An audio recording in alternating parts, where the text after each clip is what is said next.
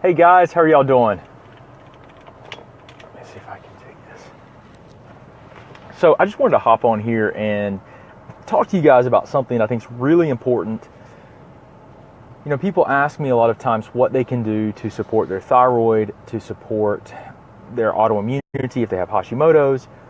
You know, where do they start? And really you have to consider what your approach to your problem is going to be. And it's really interesting because we don't often consider this. This is something that, you know, a lot of people that follow me are trying to figure out natural ways to support their thyroid physiology and their autoimmunity. Most people that follow me have Hashimoto's or they have Graves' disease, and they're trying to figure out how can they improve their health naturally without just relying on medications as the only way. So the question that I have for you is, what approach are you taking to begin with? Like, you've got to consider the approach that you're taking. And there are 5 distinct approaches. Now, the distinct approaches, let me kind of walk through those. So when it comes to, let's just use the thyroid, for example, okay?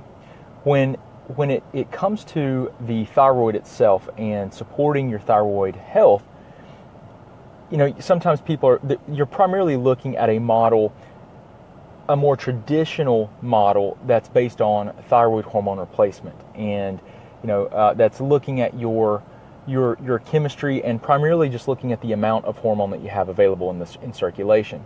So the conventional and the more common medical approach is going to be using synthetic hormones to support your thyroid physiology, basically give you hormones if you need it based off of your TSH. So those doctors are going to look at things like Synthroid, they're going to look at levothyroxine and more synthetic, typically T4 medications to support your a high TSH level. Okay, that's usually what they do. They'll check TSH. If the TSH is high, then they are going to recommend that you use a thyroid hormone replacement, and it's going to be a synthetic T4. Okay, that's the most common approach that you're going to see in medical practice, and it's an approach that's helped a lot of people. But you know, the question you always need to be asking is like, what is going on that's causing me to have low thyroid hormone or this high TSH? What's actually the underlying physiology? What else is occurring?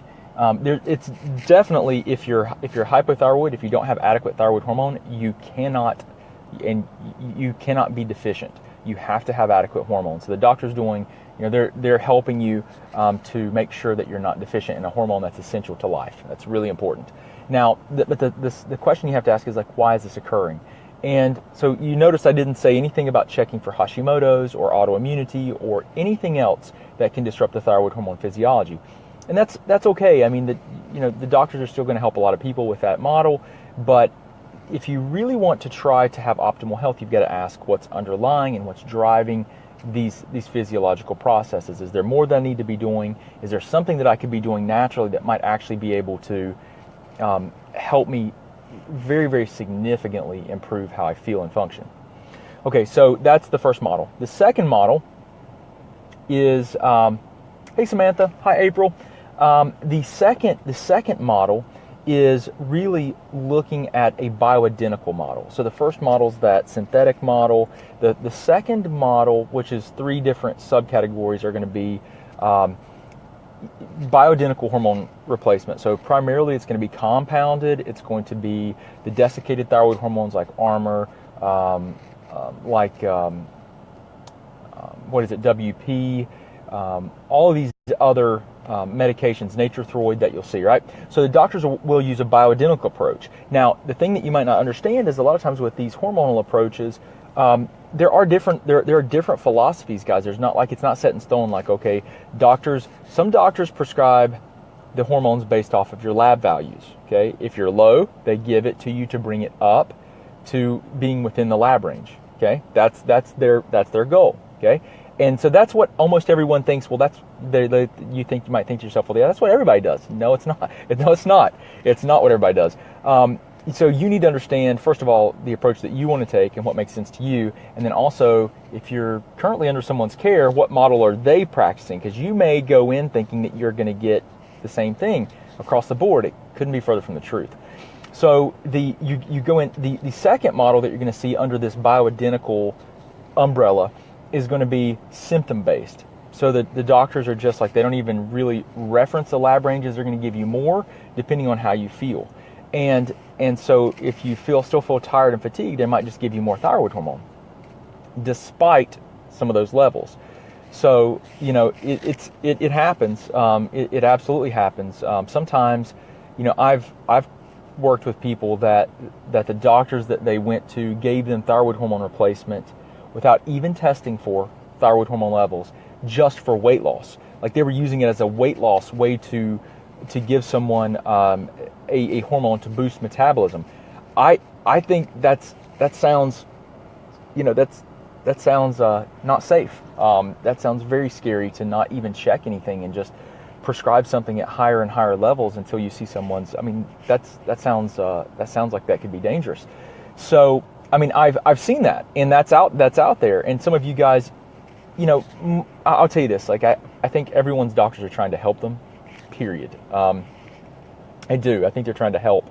But these are the different models that you might be encountering. So you need to kind of be aware, or at least observant enough to kind of get an idea for what your doctor's philosophy is.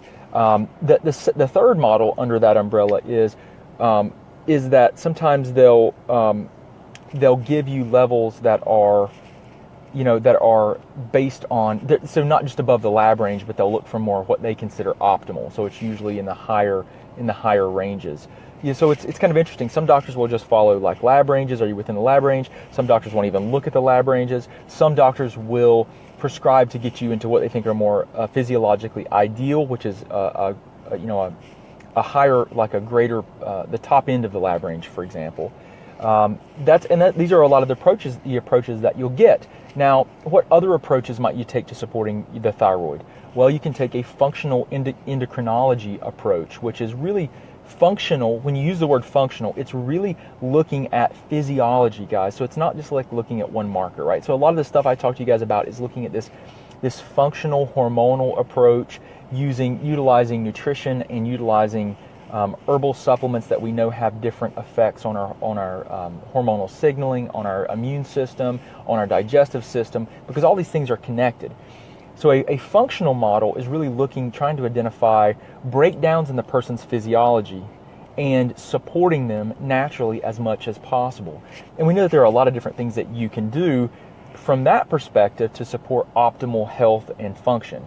And so those are a lot of the different models that are out there. So I'm in the functional model, but I'm not opposed to any of the models. And I think that really what you've got to do is, you know, there may not be one model that's best for an individual. There are definitely people I work with that are in need of medications, and they need to be taking medications, but they also are very much in need of a functional approach, because, you know, guys, I've said this so many times, so many people that I've worked with, I would say the most common problem that I see in people that have symptoms of low thyroid function, I mean, many of them come in and their labs are normal. Their quantities of hormones are perfectly normal, but they come in and what we find is the number one problem is a high inflammatory load. So they have a higher level of inflammation. So you've got to go, okay, what's driving this inflammatory level? And for most people, it's going to be an immune system problem. They have Hashimoto's. They have an autoimmune process that's ongoing, that's driving their inflammation higher, the inflammatory load higher. And inflammation decreases sensitivity of your body to the hormones that are in circulation. So you can have all the hormones there, but you won't be sensitive to it. Okay, you won't have as much sensitivity. When you know, whenever you can dampen an autoimmune process with someone, you can just see some great things happening to their health, because their cells of their body, which have little receptors on the outside of the cells to the thyroid hormone. The thyroid hormone stimulates the cellular physiology, the metabolism. Those receptors are more sensitive to all hormones, not just thyroid hormone. And you can see some really great changes in people's health and function when you decrease inflammation. That's like the number one thing that you'll see happen. But other things that are really, really common is there are problems with transportation of the hormone through the blood. and that creates issues with availability. It creates problems where the person does not have the hormone available. It's in the circulation, but it's either bound to proteins. It's just not available.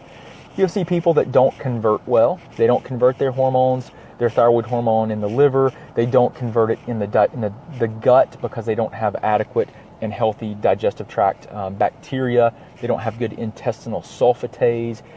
They don't have adequate stomach acidity. All of those things are important for about 20% of your T4 to be converted to T3 in the intestinal tract. There is a step it goes through in the liver, but then it goes to the digestive tract where it gets converted. So you see those types of problems. You see deficiencies where there's not sensitivity at the cell. You see problems with fatty acids. So they have poor omega 3 to 6 ratios, and they don't have good balance. So they don't, and because every cell in your body has like a membrane, a bubble, like a cell wall that's made of fat, guys. It's a lipid bilayer. Okay, that's all you need to know. It's lipids, fats. And if your fatty acids are all off, or if you eat, everyone's pretty much heard about trans fats these days, but there are different fats that you want to have a good balance of these fats, or you'll have more inflammatory processes occurring that will damage the cell wall, and it won't be as sensitive and it won't be as flexible, and that's not good because that's how the cell communicates with the environment, and that's how your body works. So these are some of the most common problems that I'll see, and this is the thing that when people ask me, can what you do help with my problem? Well, it depends on what your unique problem is, but really, who can't benefit from decreasing inflammation and improving their hormonal signaling in their body and improving digestive tract function? I mean, every walking human being can benefit from that. And so that's what's so interesting, is because people see, people have come in and we've worked with people, when people have thyroid issues, like none of us have one problem, right? You guys have probably heard me say that. None of us have one problem. People come into our office, or we work with people, distance consulting,